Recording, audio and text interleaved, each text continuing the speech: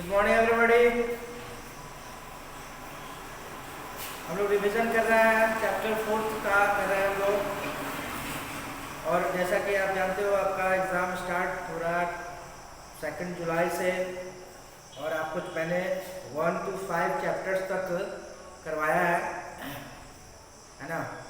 1 से 5 तक आपका मेरे द्वारा कंप्लीट करवाया जा चुका है क्वेश्चन आंसर के साथ। और आपको जो है उस रिवीजन भी मैं करवा रहा हूँ, जिसमें 4th चैप्टर पे हम लोग पहुँच गए हैं। 4th चैप्टर हमारा चल रहा है ना। और एग्ज़ाम के बारे में आप लोग को पहले भी मैं कई बार बता चुका हूँ, और आपको यहाँ तक मुझे पता है आपको मालूम हो गया होगा कि आपका एग्ज़ाम है 2 जुलाई से। क्लास वाइज एग्ज़ाम होगा, हर क्लास का अलग अलग एग्ज़ाम होगा और एक ही दिन में होगा, है ना। अगर आपको जानकारी है तो बहुत अच्छी बात है, नहीं है तो मैं दे रहा हूँ कि एक दिन में एक क्लास का एग्ज़ाम लिया जाएगा और आपको ज़्यादा समय नहीं दिया जाएगा। आप घर बैठे एग्ज़ाम देना है, ठीक है। तो आपकी तैयारी बहुत ही बेहतरीन तरीके से होनी चाहिए, है ना।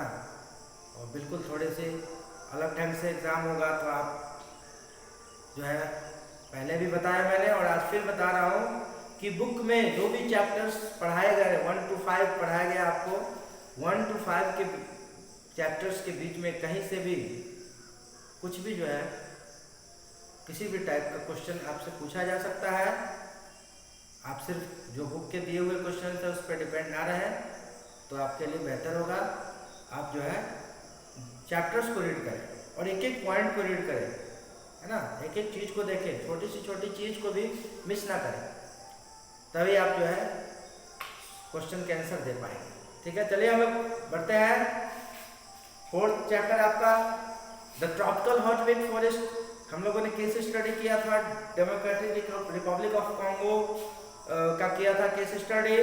इस चैप्टर में जो है, ठीक है, डीआर कॉन्गो इक्वेटोरियल रीजन है, इक्वेटर के पास का नजदीक का यह रीजन है, क्षेत्र है ना। डीआर कॉन्गो, ठीक है, डेमोक्रेटिक रिपब्लिक ऑफ कॉन्गो इसका पूरा नाम है, ठीक है। Earlier it was known as Zaire. ये अफ्रीकन कंट्री है ना, यानी कि यह अफ्रीका कॉन्टिनेंट का एक कंट्री है, ठीक है।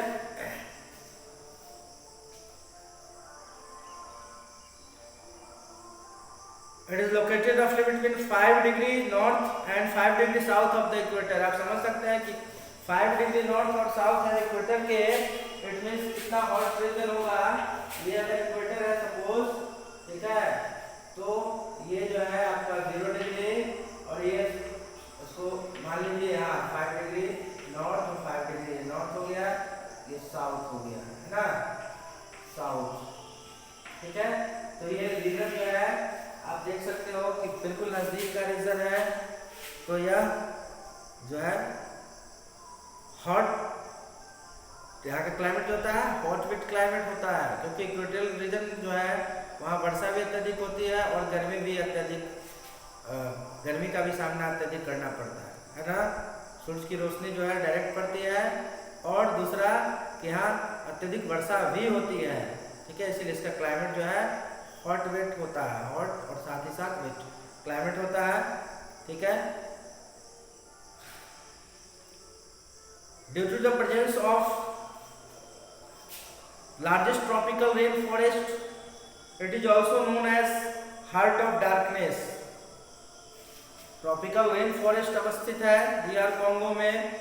काफी घने जो है पेड़ पौधे हैं, जिसकी वजह से उस जंगल में, फॉरेस्ट में एक अंधेरा छाया रहता है, बिल्कुल अंधेरा, जिसकी वजह से इसको हार्ट ऑफ डार्कनेस कहा गया है ना। जो ट्रीज जो है, पेड़ पौधे जो है इस तरह से, मैंने पहले जब पढ़ाया था तो आपको अच्छे से बताया था, एक बार फिर बता रहा हूँ, कैनोपी का निर्माण करते हैं, जिसकी वजह से सन रेज जो है पूरी तरह नीचे नहीं आ पाती, ऊपर मतलब उसकी रोशनी नीचे तक, ग्राउंड लेवल तक नहीं आ पाती, जिस वजह से अंधेरा छाया रहता है, इसलिए इसको हार्ट ऑफ डार्कनेस भी कहा जाता है ना। DR Congo is also called the heart of darkness, ठीक है। Being near the equator, northern DR Congo covered by the world's thickest and largest tropical rain forest, tropical rain forest. Okay, the trees in this area grow very tall and form a canopy, very tall and form a canopy just like. ठीक है, इस तरह से पहले बताया था canopy इसी को कहते हैं. इस तरह से कैनोपी का निर्माण करते हैं. पेड़ पौधे जो है काफी लंबे होते हैं और कैनोपी का निर्माण करते हैं, है ना, जिसकी वजह से सनलाइट जो है ग्राउंड लेवल तक नहीं पहुंच पाता है ना. ये कैनोपी जो है उसको प्रिवेंट करता है, ग्राउंड लेवल तक सनलाइट नहीं पहुंच पाता है. इसलिए डियर कॉन्गो को हार्ट ऑफ डार्कनेस भी कहा जाता है. DR Congo is also called the heart of Darkness. इससे पहले इसका नाम है ना, it was called the Republic of Zaire between 27 October 1971 and 17 May 1997. It is the third largest country. Africa continent का तीसरा सबसे बड़ा कंट्री है. Its capital is Kinshasa. ठीक है. DR Congo is surrounded by the independent 9 independent countries. जो 9 स्वतंत्र देशों से घिरा हुआ यह देश है डियर कॉन्गो, है ना. Central African Republic and South Sudan, north Uganda, Rwanda, Burundi, Tanzania, Zambia, Angola, है ना, and Republic of the Congo. ठीक है. सिमिलर नेम क्या कह रहा है, similar name Republic of the Congo in the west, और इसके वेस्ट में रिपब्लिक ऑफ द कॉन्गो है. ठीक है. और ये क्या है, Democratic Republic of the Congo. DR Congo Democratic Republic of the Congo. Democratic Republic, अगर भूल गए हैं तो फिर से एक बार, रिपब्लिक ऑफ द कॉन्गो, और वो है रिपब्लिक ऑफ द कॉन्गो. ठीक है. वेस्ट में इसके जो है Republic of the Congo.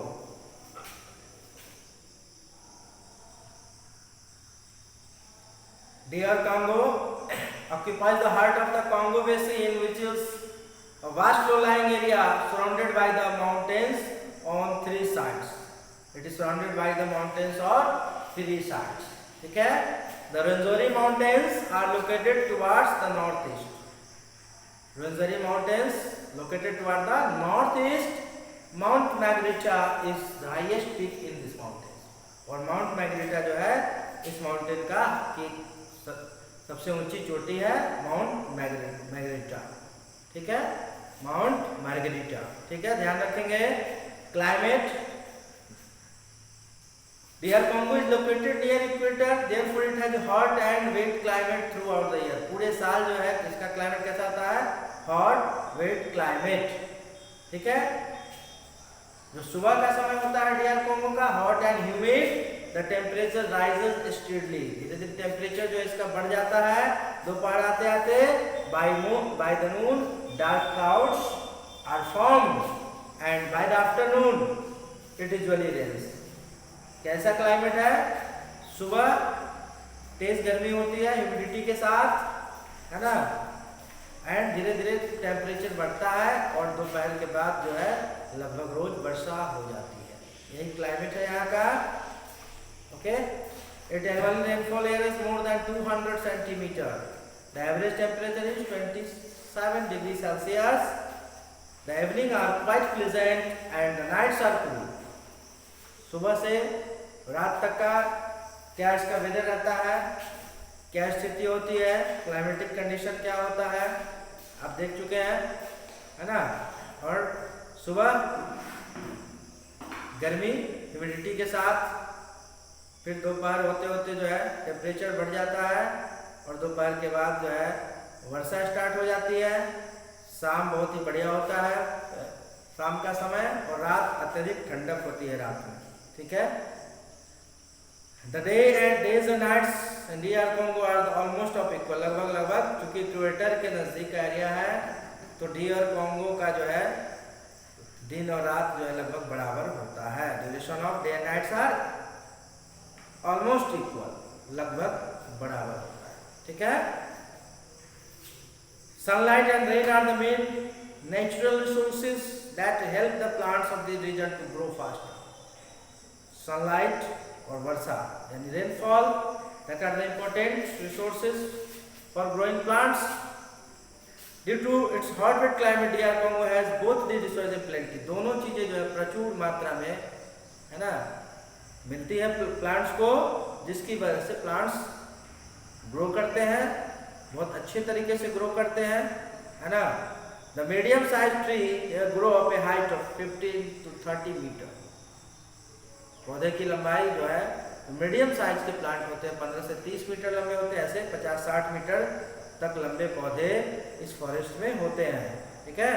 Some trees in DR Congo are interlocking trees, एक दूसरे से लगता है जुड़े हुए हैं, इंटरलॉकिंग ट्रीज है, ठीक है, जो joint together at the top, और ये टॉप पे प्लांट्स के टॉप पे जो है लगते हैं एक दूसरे से जुड़े हुए हैं, बिल्कुल इंटरलॉक्ड है, ठीक है। The forest are also called evergreen forest, इनको एवरग्रीन फॉरेस्ट भी कहा, tropical rain forest also known as evergreen forest, because there is no particular season when the plants shed their leaves, ऐसा कोई particular season है जिसमें पेड़ से पत्ते झड़ जाते हैं, ठीक है।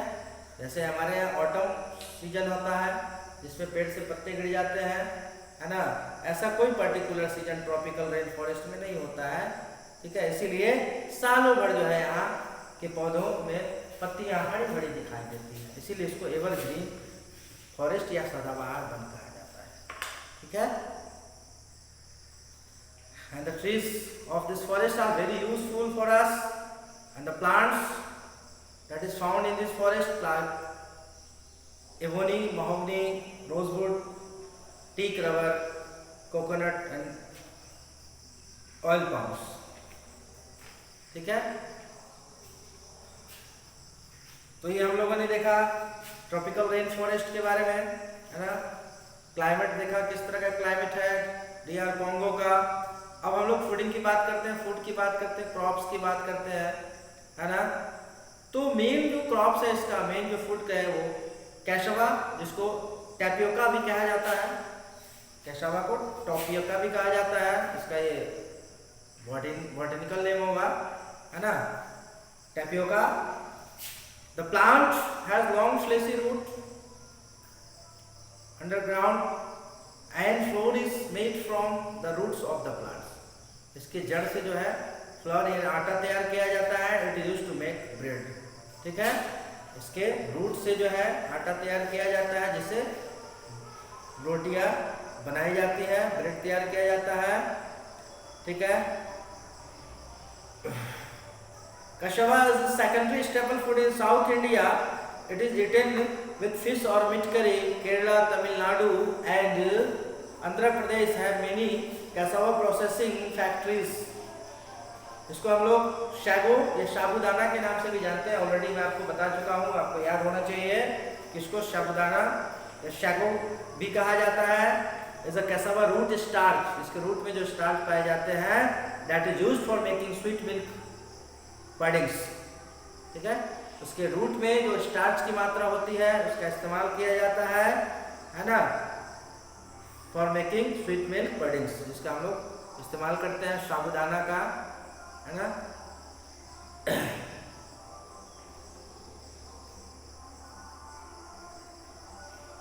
DR Congo में कुछ मॉडर्न मेथड्स के द्वारा जो है फार्मिंग स्टार्ट की गई है ना।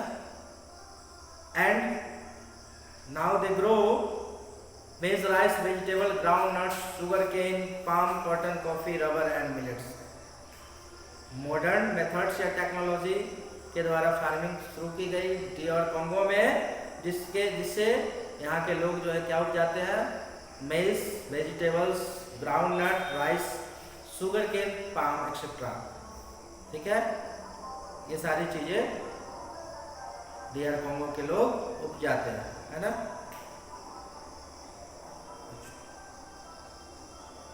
ट्रॉपिकल रेन फॉरेस्ट है तो यहाँ पे वाइड वेराइटीज की वजह से wide variety of animals present in this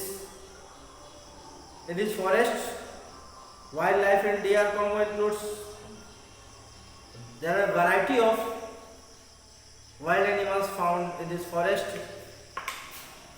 like monkey, apes, chimpanzees, baboons, gorillas, snakes, crocodiles, hippopotamus, pythons, rhinoceros और जितना भी आपने नाम सुना होगा वर्ल्ड एनिमल्स के लगभग सभी जो है DR कोंगो के जंगलों में पाए जाते हैं। ठीक है, कुछ खास प्रजाति के जानवर हैं जिसमें आपका ओकैपी, रेयर काइंड ऑफ जिराफ है ना। ओकापी एक जिराफ का एक दुर्लभ प्रजाति है जो बहुत कम ही देखने को मिलती है, वह इस DR कोंगो के जंगलों में पाई जाती है। और यहाँ का जो एलिफेंट्स होते हैं, अफ्रीकन एलिफेंट्स, ठीक है, वो इंडियन एलिफेंट्स की अपेक्षा लार्जर होते हैं, बड़े होते हैं। ठीक है,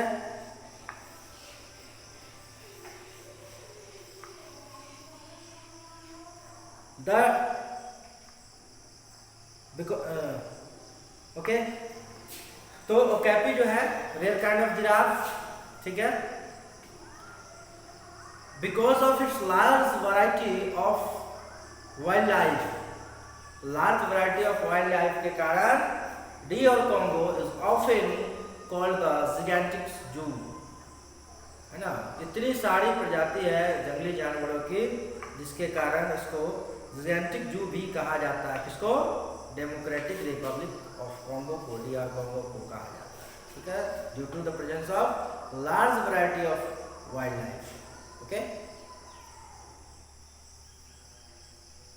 अगला इंपॉर्टेंट जो टर्म है आपका DR कोंगो के बारे में, it is rich in mineral deposits and industries, है ना। जो मिनरल्स यहाँ पे इस कंट्री में पाए जाते हैं जिसमें आपका copper, zinc, gold, iron, radium, uranium, cobalt और डायमंड, है ना। Diamond is the precious metal mineral. Most of the minerals are exported to other countries as are not much developed here. Many people are engaged in mining. Due to the presence of mines of the different minerals, the people are engaged in mining. बहुत सारे mines हैं, खान है ना, अलग अलग minerals के, जैसा कि मैंने आपको बताया। तो यहाँ के लोग जो है उस खान में काम करके अपनी जीविका चलाते हैं, है ना, उसमें काम करते हैं माइंस में। ठीक है, इन मिनरल्स को एक्सट्रैक्ट करने का काम करते हैं और उनसे उनका अपनी जीविका चलाते हैं। तो many people are engaged in mining. The Kadang province of DR Congo is rich in diamonds. ठीक है, DR Congo is the largest exporter of industrial diamonds and cobalt. Largest exporter, है ना, निर्यातक है ना, किसका? कोबाल्ट का और डायमंड का सबसे बड़ा निर्यातक है DR कोंगो, राइट। उसके अलावा कुछ और इंडस्ट्रीज हैं यहाँ पर, you know, textile industries, chemicals industries, soap, cement, sugar आदि की इंडस्ट्रीज यहाँ पर मौजूद है DR कोंगो में। वाटर रिसोर्स की बात करें हम तो कोंगो रिवर जो है is the second longest river in Africa. Nile river के बाद जो है सेकंड लॉन्गेस्ट रिवर है Congo river, which flows through Democratic Republic of Congo, right? A few multi-purpose projects have already been built over the Congo River and its tributaries. Congo और इसकी सहायक नदियों पे जो है मल्टीपर्पज प्रोजेक्ट बनाए गए हैं। A big hydroelectric project has been built at Inga Falls, that is present in DR Congo. On the Congo River, Congo supplies electricity to some of the neighboring countries. अपने पड़ोसी देशों में बिजली supply करती है DR कोंगो। वह देश कौन कौन से हैं? जाम्बिया, अंगोला, बुरुंडी जैसे देशों में यह बिजली सप्लाई करती है ना। Some of the water is also use for irrigation, और इस पानी का उपयोग सिंचाई के लिए भी लोग करते हैं यहाँ के लोग। ठीक है, Congo river is called the highway of central Africa. Congo River is called the highway of Central Africa. ठीक है,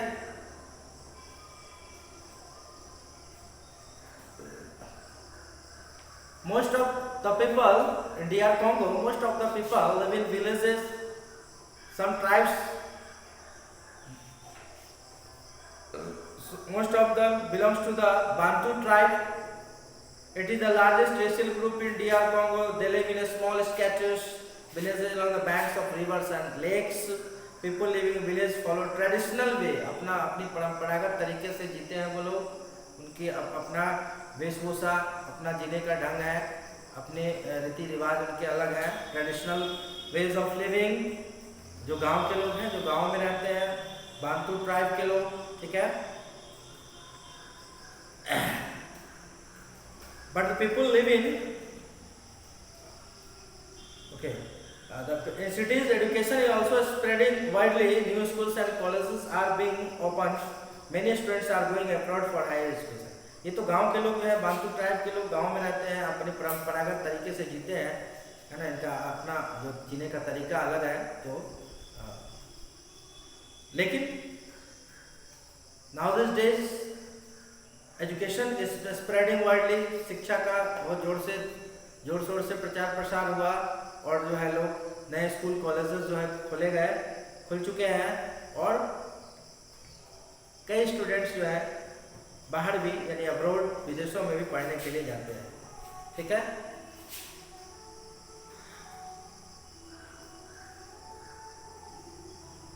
एक ट्राइब और है जो जंगल के बीचों बीच पाया जाता है, घने जंगलों में, पिग्मीज, जिनको बम्बूती भी कहा जाता है। दे आर शॉर्ट स्टेचर, छोटे हाइट के होते हैं, है ना, बहुत छोटे हाइट के लोग होते हैं पिग्मीज।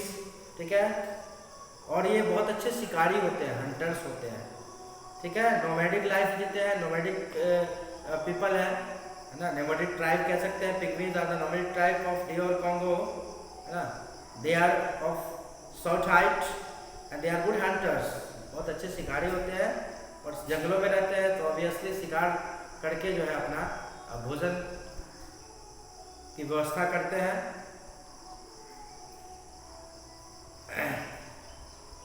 इंपॉर्टेंट सिटीज की बात करें, Kinshasa is the capital of biggest city of DR Congo। सबसे बड़ा जो सिटी है वो इसका कैपिटल है ना।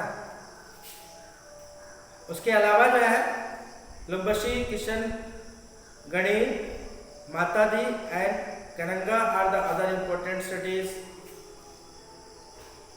Stanley Falls and Inga Falls are present in this region.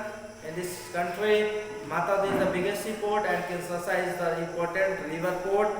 These ports are linked with the main mining areas. These ports, Matadi, biggest seaport, Kinshasa is an important river port. These ports are linked with the main mining areas. इनका जो connectivity है वो मुख्य जो mining areas है, जहाँ पे खाने हैं, मिनरल्स की, खनिजों की खाने हैं, उनसे इनका लिंक है, कनेक्टिविटी है ना। ठीक है, और जैसा कि हम लोगों ने पढ़ा कि एक्सपोर्टर भी है, बहुत बड़े एक्सपोर्ट करते हैं, दूसरे देशों में निर्यात करते हैं, तो उसी रास्ते से ये निर्यात, इनके जो गुड्स जो है, सामान जो है, मिनरल्स, इसी रास्ते से जाते होंगे, है ना, जाते हैं। ठीक है, इसीलिए इनका लिंक जो है माइनिंग एरिया से है। From India we can reach Matadi from Mumbai by ship through the Indian Ocean via the Cape route travelling along the south west coast of Africa.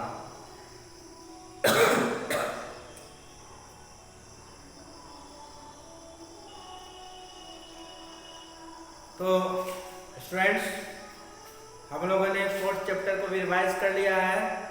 I hope कि आपकी तैयारी अच्छे से हो रही होगी, और जो भी चीज़ें हैं, जो इम्पोर्टेंट चीज़ें हैं, खासकर उसको मैंने उसका रिवीजन करवाया, उसको रिवाइज करवाया, तो आप लोग इसको ध्यान से ज़रूर सुने होंगे, सुना होगा आप लोगों ने। और इसके बाद खुद से एक बार बुक को जब पढ़ेंगे तो जो भी चीज़ें हैं और बेहतर ढंग से क्लियर हो पाएगा। ठीक है, और जो भी इम्पोर्टेंट चीज़ है मैं कहूँगा कि आप पूरे चैप्टर को ही अच्छे ढंग से पढ़ें। इम्पोर्टेंट अपने आप इसमें मिल जाता है, इम्पोर्टेंट ढूंढने की ज़रूरत नहीं है। जब पढ़ेंगे तो पता चल जाएगा कि इसमें से ज़्यादा इम्पोर्टेंट चीज़ें क्या है, इसके लिए पूरे चैप्टर पढ़ें, है ना। खास बातें जो इस चैप्टर में जो भी चीज़ें, जो भी इस DR कॉन्गो की बातें, सबसे पहले तो ये इक्वेटर के नज़दीक का रीजन है। 5 डिग्री नॉर्थ ईस्ट और 5 डिग्री साउथ बिल्कुल इक्वेटर के पास का हिस्सा है। ट्रॉपिकल रेन फॉरेस्ट यहाँ पे मौजूद है, जिसको एवरग्रीन फॉरेस्ट भी कहा जाता है। क्लाइमेट हॉट एंड वेट होता है। कई इंडिपेंडेंट कंट्रीज से घिरा हुआ है, 9 इंडिपेंडेंट कंट्रीज से घिरा हुआ देश है ये DR कॉन्गो। अफ्रीका का ये पार्ट है। इसमें कॉन्गो रिवर बहती है, जो नील नदी के बाद जो है दूसरी सबसे बड़ी लंबी नदी है ना। माउंट मैरिटा हाईएस्ट माउंटेन पीक है यहाँ का, ठीक है। एनुअल रेनफॉल जो है 200 सेंटीमीटर रिकॉर्ड की जाती है, यहाँ की रिकॉर्ड की गई है 200 सेंटीमीटर एनुअल रेनफॉल, ठीक है। प्लांट्स जो ट्रीज होते हैं वो काफ़ी लंबे होते हैं, 50-60 मीटर तक उसकी लंबाई होती है, ठीक है। जो मीडियम साइज के प्लांट होते हैं वो भी 25-30 मीटर के होते हैं और एक कैनोपी का निर्माण करते हैं। और DR कॉन्गो को हार्ट ऑफ डार्कनेस भी कहा जाता है ना। Matadi biggest sea port and Kinshasa is an important river port. DR Congo is rich in mineral resources, and a Congo River and tributaries are present here, and the multi-purpose project has been built, and the people of and DR Congo supply electricity to other neighboring countries, ठीक है, and also use the water for irrigation. Some tribes like Bantu के अलावा पिग्मीज जो nomadic tribe है, पिग्मीज जिनको बाम्बूटी भी कहा जाता है, they are of short stature, है ना। Kinshasa is the capital and the biggest city, okay. Stanley Falls and Inga Falls are present in Democratic Republic of Congo, okay. And the ports, sea ports and the river ports are linked with the main mining areas. Thank you for today, और हम लोग next class में कल मिलते हैं, ठीक है। 5th chapter के साथ the tropical desert, this is the last chapter, है ना। लास्ट चैप्टर है वो आपका इस एग्जाम से तक जो कराया गया उसके लिए ये लास्ट चैप्टर है जिसका रिवीजन करना है। और I think I am sure कि मैं कल इसको समाप्त कर दूंगा, ठीक है। रिवीजन भी आपका समाप्त हो जाएगा कल, ठीक है। तो चलिए आज हम अपने क्लास को हम लोग यहीं पे समाप्त करते हैं। Once again, thank you and have a nice day.